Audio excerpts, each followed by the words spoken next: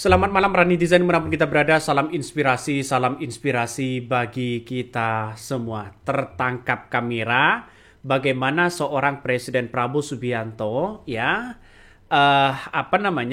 menyalami ya seluruh anggota kabinetnya, termasuk ada Luhut, ada Pak Purbaya. Ada yang begitu mengejutkan begitu kan.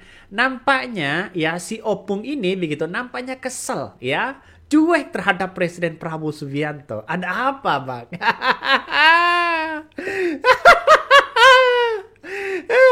Apalagi begitu kan? Apalagi Pak Purbaya dengan Pak Luhut ini tak tegur sapa.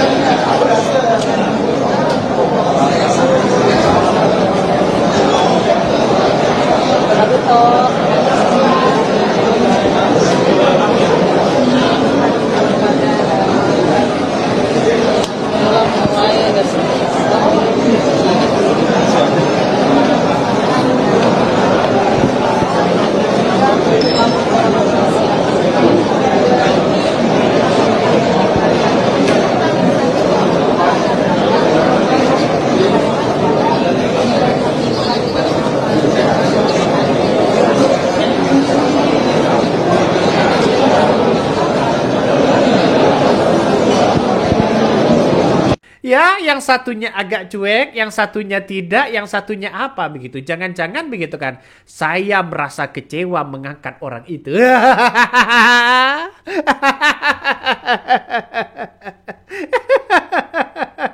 Ngeri-ngeri sedap, Mas. Ini ngeri-ngeri sedap. Bayangkan.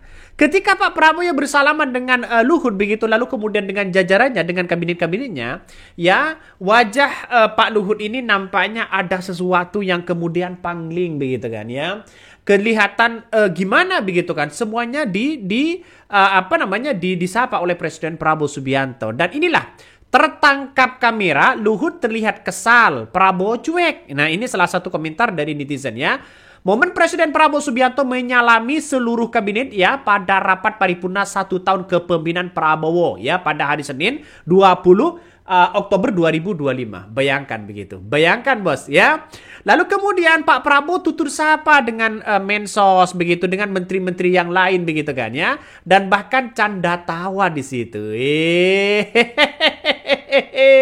Nampaknya dengan Luhut dengan tatapan yang begitu luar biasa begitu kan ya. Dengan tatapan begini begitu. Ada apa begitu? Yang paling menarik di situ adalah tidak tutur sapa dengan Pak Purbaya. Ada apa begitu kan ya? Apakah Pak Purbaya ini mungkin begitu kan ya? Ada nuansa-nuansa yang kemudian terusik dengan kebijakan-kebijakan Pak Purbaya yang selama ini menolak soal family office, menolak soal hutang kereta cepat menggunakan APBN dan sebagainya begitu. Apalagi begitu kan ya? Apalagi ketemu di jajaran kabinet seperti ini. Saya kira pasti ada nuansa-nuansa hal yang kemudian rasa gimana begitu kan. Tapi kelihatan sekali sekarang ini nampaknya Luhut ya tidak tidak bicara sama Prabowo begitu kan ya. Gimana tuh ya? Tanggapan dari pendukung-pendukung Jokowi bagaimana begitu kan. Ini reaksi begitu kan. Ada reaksi yang sepintah di situ begitu. Tapi banyak yang kemudian kritikan dari netizen, ada yang mengatakan bahwa Luhut dengan Purbaya dianggap pecah kongsi dan sebagainya. Ini memang Pak Menteri ya di sana tidak ada pendukung ya, tapi di luar gedung itu seluruh rakyat Indonesia mendukung Pak Purbaya. Jangan takut Pak ya, jangan takut Pak selagi itu benar. Komentar-komentar dari netizen begitu kan ya. Coba ketika Pak Purbaya diacuhkan di sidang kabinet begitu kan. Ngeri-ngeri sedap, Bos. Tapi ya di luar sana banyak rakyat yang kemudian ingin berbicara, ingin bertemu dan mensupport kepada Pak Purbaya. Walaupun di kabinet-kabinet mereka atas kebijakan-kebijakan yang kemudian dilakukan di situ nampaknya begitu demi pro terhadap rakyat. Inilah momen Menteri Keuangan Pak Purbaya Yudi Sadewa tampak sendirian di tengah obrolan menteri lain ya saat sidang kabinet. Nah, potongan inilah yang kemudian muncul narasi-narasi di berbagai media sosial. Gak apa-apa Pak, yang penting bersama dengan rakyat. Potongan momen yang video viral ini memicu berbagai spekulasi ya di komentar ya di publik mengenai dinamika hubungan antara menteri ya dalam kabinet antara Pak Purbaya yang belakangan ini begitu kan ya juga sering disorot karena gaya komunikasinya dianggap ya koboi begitu kan, belak-belakan satu sama lain, nampaknya tidak diajak bicara dan sebagainya. Tapi kita lihat saja bahwa dengan adanya seperti ini Pak Purbaya begitu kan bersama dengan rakyat. Coba ya Pak Purbaya nampaknya sendirian di sini begitu. Nampaknya sendirian Pak. Tapi kebijakan-kebijakan Bapak itu ya, kebijakan Pak Purbaya itu justru bersama dengan rakyat, pro terhadap rakyat begitu kan ya. Ini kita lihat saja ada Bos Danantara ya, terus kemudian Menteri Keuangan sendirian, Luhut berbicara dengan Zulhas dan sebagainya. Ini menarik begitu kan ya.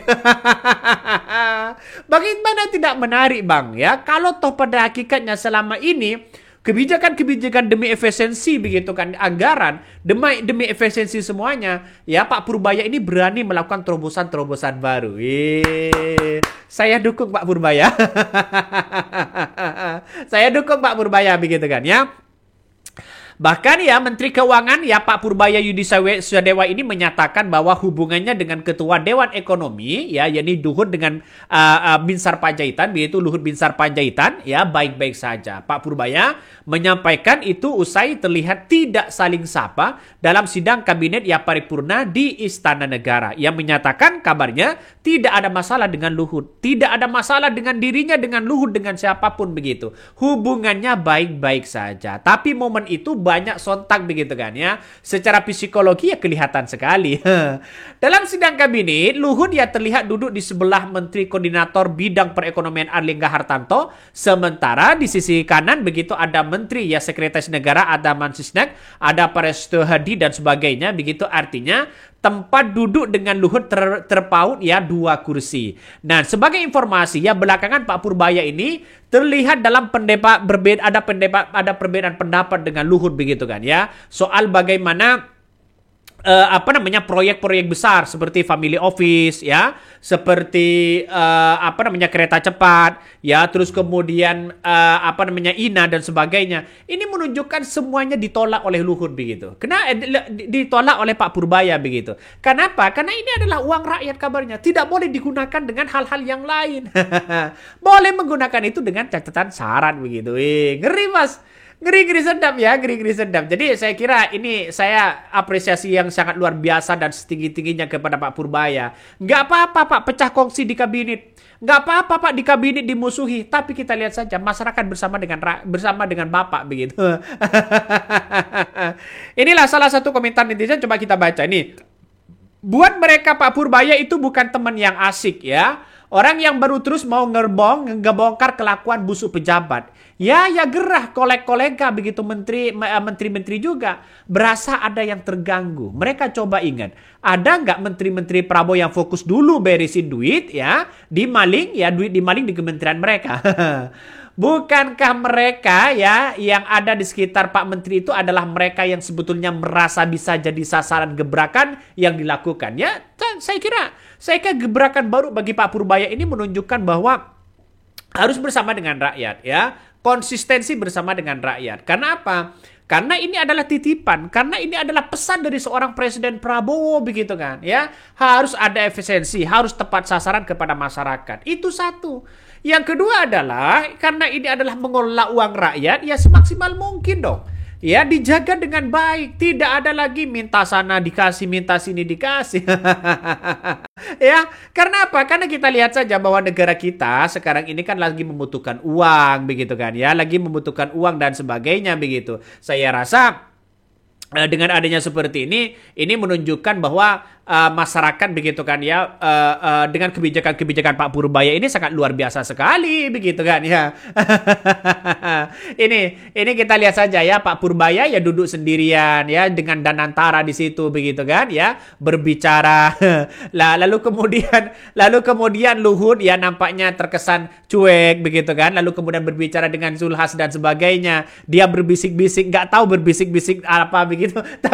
Tapi yang jelas ini melihat bahwa momennya begitu kan ya, momennya sangat pas sekali, kelihatan sekali Pak Purbaya nampaknya tidak diajak bicara sedikit pun begitu kan, nggak ada masalah.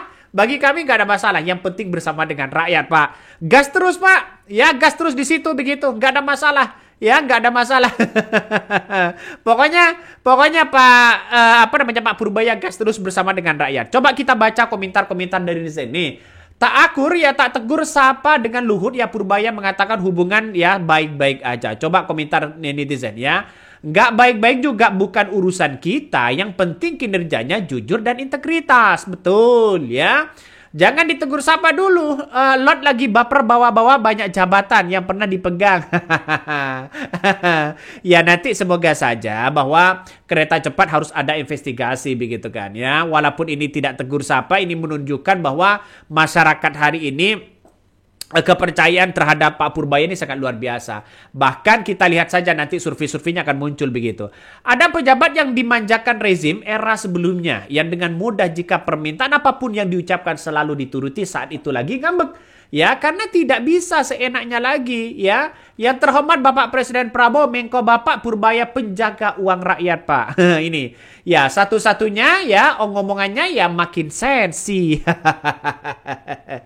Ya, saya melihat dan memandang bahwa Pak Purbaya ini sudah semaksimal mungkin bekerja begitu kan ya demi rakyat ya demi membantu bagaimana di kabinet Prabowo begitu untuk maju bersama-sama. Tapi yang kita lihat saja banyak orang yang terganggu begitu kan ya pada akhirnya banyak orang yang terganggu. Bagi kami orang-orang yang terganggu itu adalah bagian orang-orang yang kemudian mungkin terancam posisinya atau bagaimana begitu kan. Nah, perang dingin ini sudah dimulai begitu kan ya antara Pak Purbaya dengan dengan Opung begitu. Nampaknya wajah kusut sudah ditampakkan begitu. Wajah kusut sudah ditampakkan tapi dengan adanya pernyataan-pernyataan seperti ini begitu kan ya kabarnya baik-baik saja. Tidak ada masalah Pak Purbaya dengan dengan Pak Luhut begitu kan ya nggak ada masalah katanya begitu kan ya menurut dia dengan kapasitas kelembagaan INA dan Danantara sebagai Sofexen ya with finance SWF ya seharusnya keduanya lembaga tersebut bisa menyerap dana investasi begitu itu dulu begitu kan INA kabarnya minta suntikan dana sebesar 50 triliun lalu kemudian Pak Purbaya begitu kan mengatakan harus ada syaratnya dong begitu kabarnya begitu kan ya kabarnya harus ada syaratnya. Nah, coba kita baca lagi. Yang satu ngomongnya ini, aki-aki baperan mah. Ini. Di sini kita bisa melihat ya, semoga Pak Purbaya selalu dikuatkan. Kalau saya presidennya seminggu sekali ya reshuffle menteri tuh ya geram melihatnya. Ini salah satu komentar-komentar dari netizen begitu kan ya. Orang pejabat baik yang tidak bisa dikendalikan itu risikonya pasti dibenci, disingkan, dikucilkan dan sebagainya. Kenapa sih kok negara-negara kita kalau ada orang yang ingin beberesin, ingin memperbaiki justru biasanya tidak terpilih. Justru orang-orangnya banyak dimusuhi begitu kan. Terlalu kuat para oligarki itu begitu. Akibatnya apa? Para oligarki dengan para koruptor itu sekarang ini tidak takut. Karena apa? Karena bisa punya uang dan kendali begitu kan ya. Penguasa dikendalikan begitu kan ya, hukum sudah disiapkan dan sebagainya. Artinya kapan mau maju negara kita kalau toh seperti itu begitu. Makanya saya melihat Pak Purbaya ini bekerja dengan rakyat, bekerja semaksimal mungkin. Saya yakin dan saya yakinnya Pak Purbaya ini bersama dengan rakyat. Walaupun nanti begitu di istana begitu dikucilkan ya, tidak disapa dan sebagainya. Biarkan aja Pak. Bapak ya seperti apa yang disampaikan Bapak sudah tua, inilah saatnya ya pengabdian Bapak begitu kan ya di negara kita begitu. Belum tentu nanti di tahun 2029 belum tentu ya Pak Purbaya menjadi seorang Kemenkau lagi begitu kan. Belum tentu di situ begitu. Nah, inilah saya peran terakhir dari Pak Purbaya ini mengabdi dan dikenang begitu kan sebagai bapak ekonomi ya bisa memberes ini semua begitu kan bersama dengan rakyat. Saya kira hal-hal seperti ini banyak masih kejutan-kejutan bahwa nampaknya Pak Purbaya ini begitu kan ya tidak mau mendengarkan siapapun kecuali Presiden Prabowo. Mungkin itu yang kami sampaikan ya. Tonton terus di channel Hodari Podcast Rakyat ini, jangan lupa di subscribe.